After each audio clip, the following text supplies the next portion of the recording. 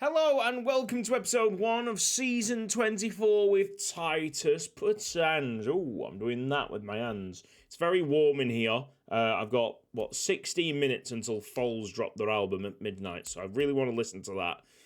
I feel like we can get this episode done in that time, so even though we got a lot to go through, Defensor Sporting. Okay, so we got a link with Paradiso's old club. That's really, really cool, isn't it? Paradiso has left, and we'll talk about it in a second, but Paradiso's kind of influence on this club has made us connect with the old Uruguayan team that he played with. They've got exceptional youth recruitment, I think great youth facilities as well, just a very, very nice club to have connected. And imagine if we can get a winger through our own youth academy, a Uruguayan winger, with the help of Defensor Sporting, and he turns out to be as good as Paradiso. It's a very, very long shot, but you know what? That would be sick. Scheduled competitions. We've lost to Man City in the Champions League this season already. I did say that we were going to be a lot weaker this time around. Both wings are a lot weaker because we've got rid of O'Halloran as well. Of course, just selling Paradiso in itself makes us less likely to win the Champions League. The next couple of years are going to be building seasons, so anybody like 28, 29 probably needs to head out the door. So, it's Man City at home this time around. We only lost 1-0 away, so, I mean, if we can spring a surprise on Man City, you never know. I feel like our first ever Champions League victory, which came as a surprise, we're about as good as that, so I don't know. If we just have a good run in the Champions League knockouts, there could be a surprise win of the Champions League. I feel like it's going to be quarterfinals at best. But here we are. We lost in the Super Cup pretty stupidly as well. We were 2-0 up, but there you go. I'm pretty sure that Arsenal's third goal was through our goalkeeper, Mazegla, just simply passing the ball to them. Whatever. Transfer history.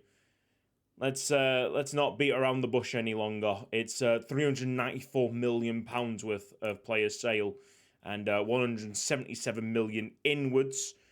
Let's just have a check on the end of last season. Retamoso was the final signing up in the 2043-2044 season. And here Marcus Chamorro out on loan. Okay, so you know them right there. Move to this season then and go through, organise through fees on that side, and then we'll just go through the ins most from the first to the last.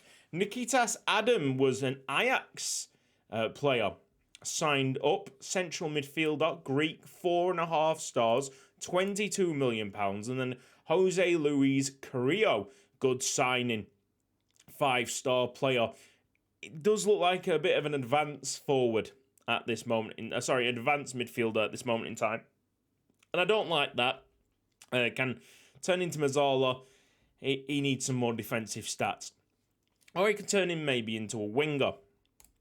Julian Nomand came in from Lyon. This was a heavy signing at £18 million. And they, already paying about 45-50 million on 3 players.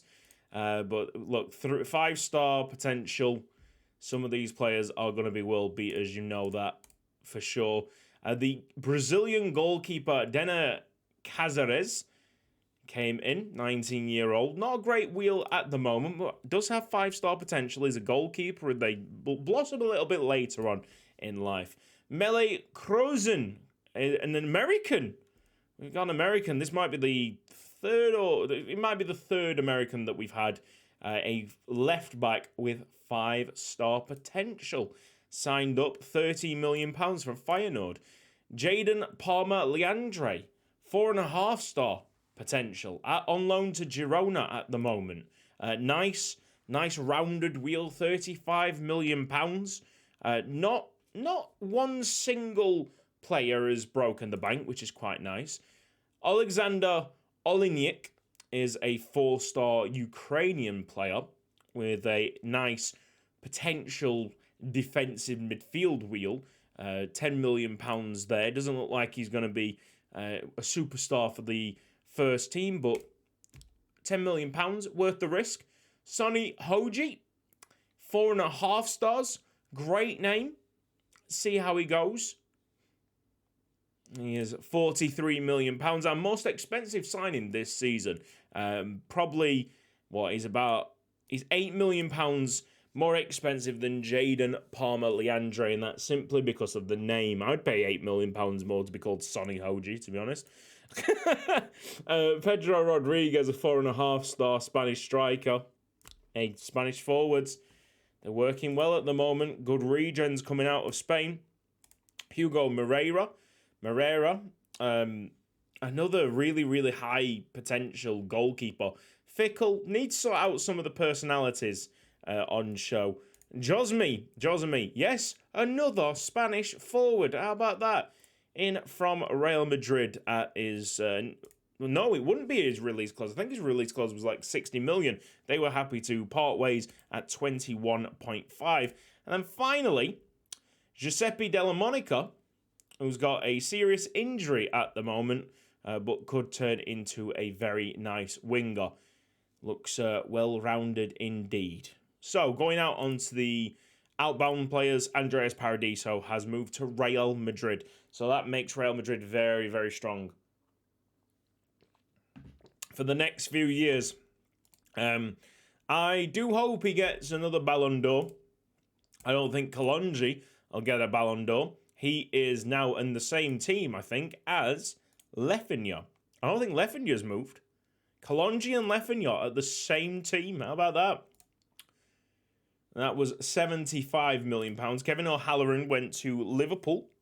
Didn't really want to sell to Liverpool, but you know what? They were offering the most money. Juan Ho, 27 years old.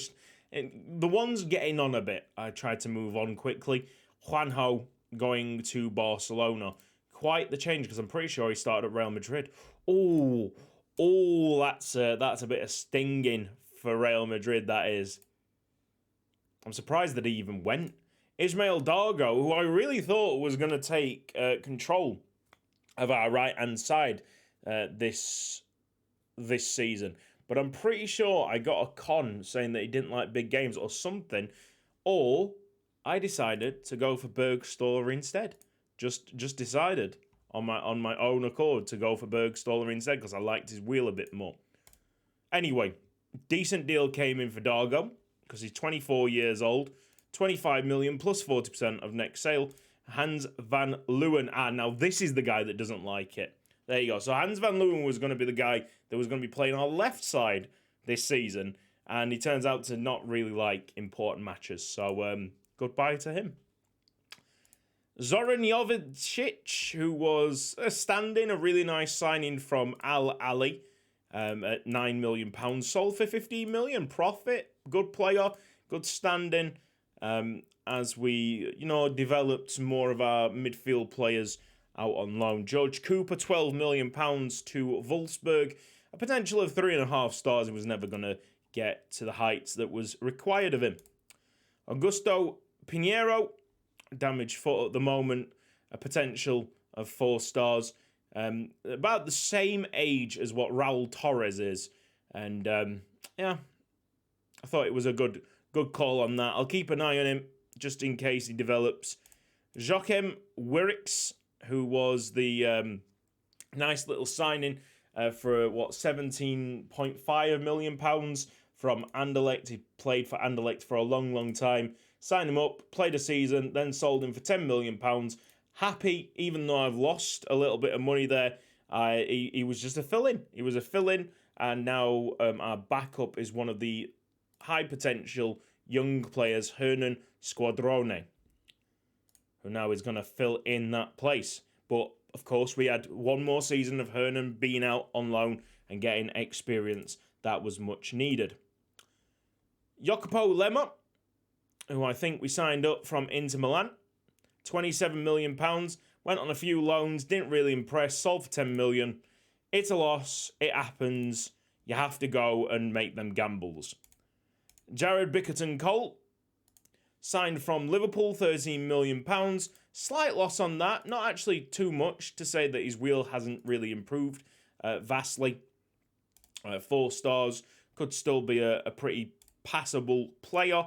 And then we're getting into like the small money now. Gustavo Ors. It's Ors, isn't it? Who is a 3.5-star player going to River Plate and probably stays in River Plate for the rest of his career. We don't know. And then the shocking signing that we did in one of the episodes last season, Marco Streiter from Austria goes back to Austria. Never to be seen again. Quick sale that at 1.5 million. I'm sure we've lost a bit of money. And the rest are all loans. So it's a big old list. It's 33 players out on loan. And you might have heard me last season talking about a FIFA ruling that means that you can only loan out 5 or 6 players. And the ruling is in this game, but it only affects players that are over 22 or 3 age. And of course, we've got loads of players, but most of them are still under 22, 23. So we've just had to juggle it a little bit. And for some players, because of this ruling, we've pushed them into the first team squad early and sold out particular players that they were going to phase out anyway. So let's have a look at our first team, and this is how it's going. Mengo looks fantastic. Modesto looks great. Quero looks like a proper striker now. Fist is in here, and he was one of the players that kind of just was coming in anyway, but we've quickly pushed him into the first team side. Salazar, Squadrone, and Raul Torres is our big man up front now. Turco has only 4 stars. Balkaya, now the elder statesman of the squad. Albano is back in the team at 24, but his potential has dropped to 3.5 stars. It's a shame. Antonio Almeida at 4 stars. Has improved a lot. Need to give him more chances at right back. Rafael Beck. Ooh, closing in now. It can actually defend a little bit. Well, how about that? Bertgaard has been extreme for me. He's been fantastic. Bergstoller's doing all right. Burnett now in the first team. Ruben Gomez. We've got Luis Alberto's coming in from the under-23s, and I've been trying to get him as much game time on that left-hand side. He seems like a decent player. Michael Martinez is now our proper head assist maker. I apologise. Luis Alberto has the most assists with 8 assists at the moment. And back to Mazeglos. So yes, it's a weaker side, no doubt. But it has still got a bit of magic sprinkled upon it. We've only got about 3 minutes left until midnight. There was a lot of things to talk about, obviously. But you know what? This is a great way to pass the time. And I really needed to pass the time for the last 15 minutes. Because I cannot wait to listen to that album.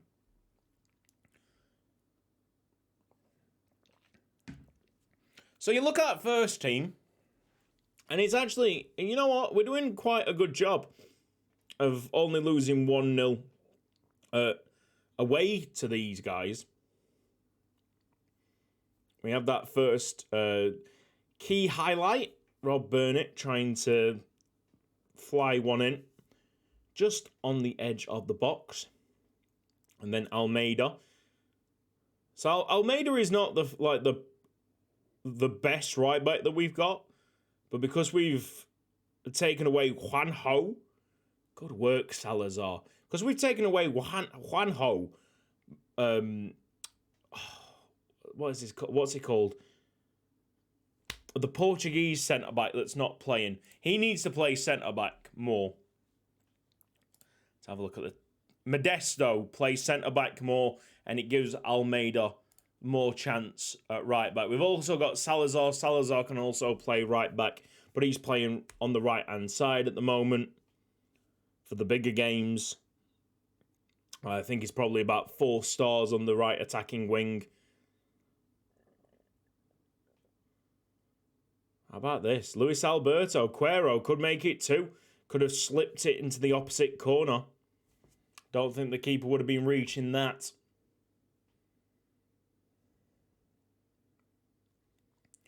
It's pretty good from Titus Pétange. It's actually shockingly good how much we've been able to keep from last season. Even though we've lost some belting players. Slide tackle. Goes nowhere. Quattrocchi! Oh, Quattrocchi scored against me. I wouldn't actually be mad Quattrocchi scored against me today. The stats are sublime. The stats are really, really impressive by Titus. How about that? I'll just... When I get the chance, I'm going to change our tablet to show group stage instead of Manchester City statistics twice. League table. There we go. Pushes us back into first. I wouldn't mind that. Thanks, goal difference. Luis Alberto. Oh, this is a close group, man. I think Man City might have dropped a little bit. I don't think they're the best team in England. Luis Alberto, top corner. It's interesting. It's not as joyous as last season because we've lost like the soul of the club. But it is incredibly interesting watching a group start to gain traction. And I want to know in the comments section who you think's going to be the next Paradiso for this club. Or indeed who you think's going to be the next Ballon d'Or winner and why it is Raul Torres, because it's just the highest goal scorer, isn't he? Well, burn it. Okay, wow. That is shocking defending by City, isn't it? Okay. Mazegla, the goalkeeper's got an assist. Top work, dog. Nicely done.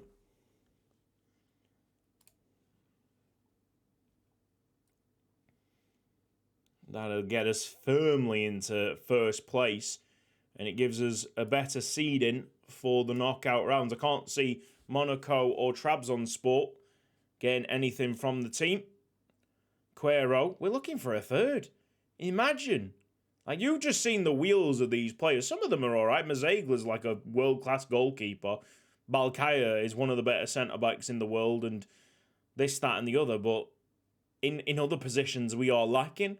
But as a team, we seem to be doing all right again. Hey. When do we ever? It's this tactic, mate. This tactic is flying along. We did talk about Man City last season, didn't we? They are an old side, so they might be aging as well. Salazar, oh my God, what a header by Salazar. Towering header. Mate, you'd never think that he would be an attacking threat. You look at his wheel, he's not an attacking threat at all. But he scored twice here. He's looking for a hat-trick.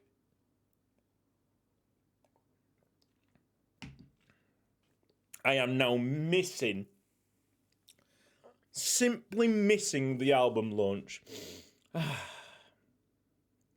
It's all right. It's all right. I understood that there was a lot of things to talk about. And you wanted information.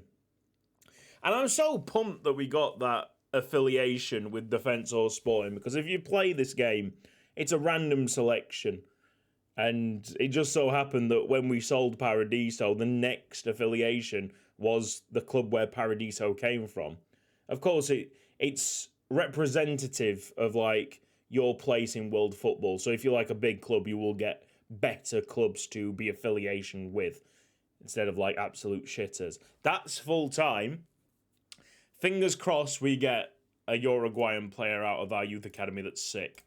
That would be so good.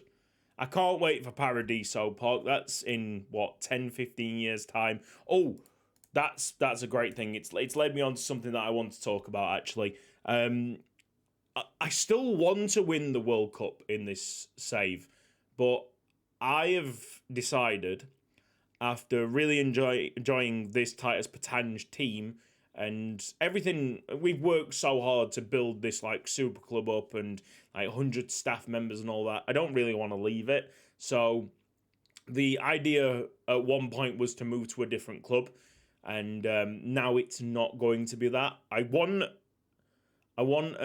Mama to be a really, really sick team in Luxembourg, and we will start doing that soon by pumping money from Titus Pétange into the other clubs. Okay, so I don't know where Mama is right now. 16th in the second tier. We're going to try and pump as much money into Mama and the rest of the teams as possible. And that could take a long, long time. But as soon as we get like significant money flowing through, they should be able to upgrade their facilities and help us out. And yeah, one thing will come to another. But I'm going to focus mainly on Mama for the next decade or so. You know what I mean? Just anytime we got some spare money. I've got like loads of spare money from the Paradiso and whatnot transfer. £81 million at the moment. So if we like stick 5-10 million into Mama this season and see how it goes, it's gonna be that's gonna be interesting, isn't it? But you've heard it from me now. Breaking news: we're not leaving from Titus Pétange, but we are going to like start filtering the money out into the different teams. Not Jeunesse de Esch though. You know what? I get to choose. I have the power here to choose the teams that I want to see at the top. All right, at the very top. We're gonna cheer on Mama for a decade. All right, guys. Yeah. Good one. It's getting warm in here. I want to listen to some music, so I'll see you next time. Bye-bye.